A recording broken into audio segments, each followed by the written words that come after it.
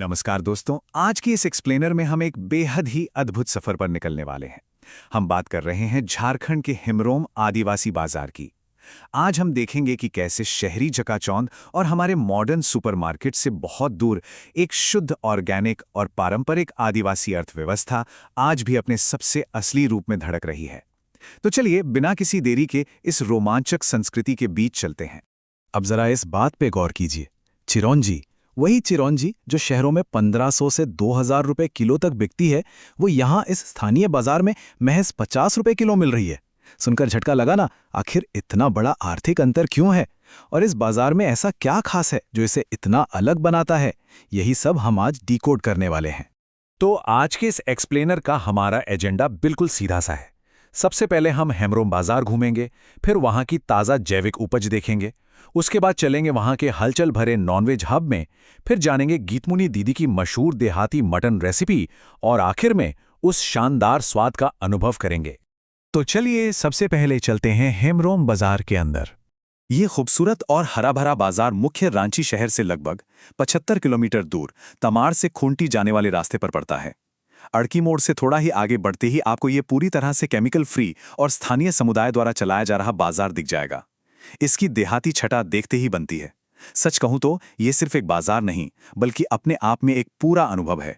अब जरा यहां मिलने वाले ताज़ा और पूरी तरह से ऑर्गेनिक आदिवासी उत्पादों पर नजर डालते हैं।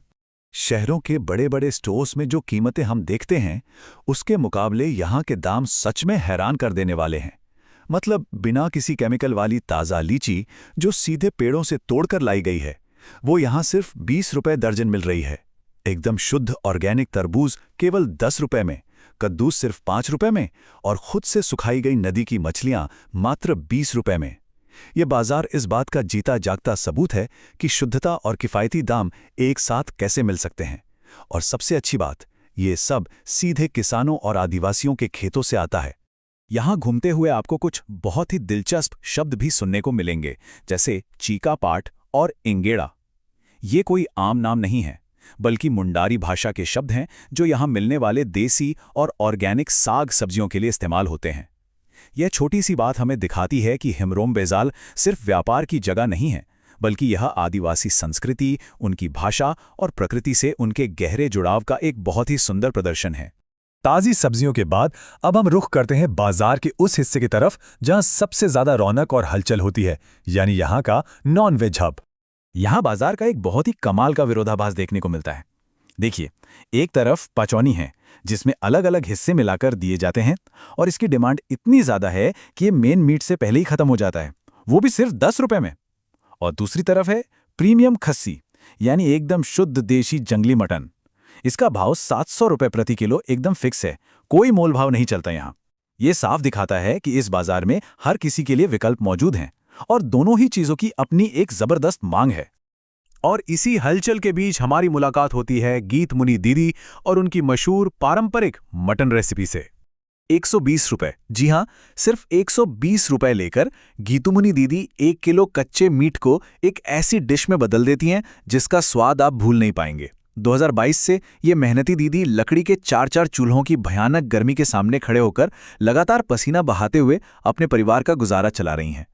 कोई भी मॉडर्न फैंसी उपकरण नहीं है उनके पास, बस एक सादा सा देहाती सेटअप है, लेकिन उनके हाथों का जो जादू है ना, वो सच में अमूल्य है।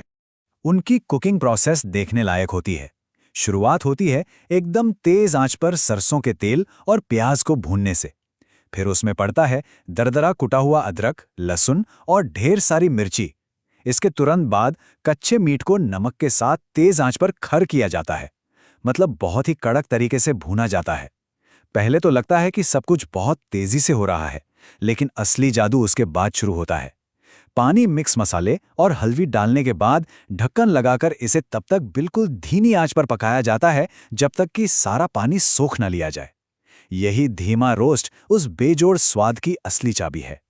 मसालों की बात चली है तो यहाँ इस्तेमाल होने वाले एक और खास शब्द के बारे में जानना जरूरी है, और वो है शशांक। इस बाजार में हल्दी को इसी नाम से पुकारा जाता है।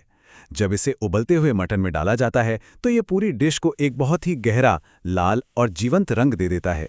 यहाँ का हर एक स्थानीय मसाला और क्षेत्रीय शब्द इस बात की गवाही देता है कि कुकिंग का ये तरीका अपनी जड़ों से पूरी तरह से जुड़ा हुआ है।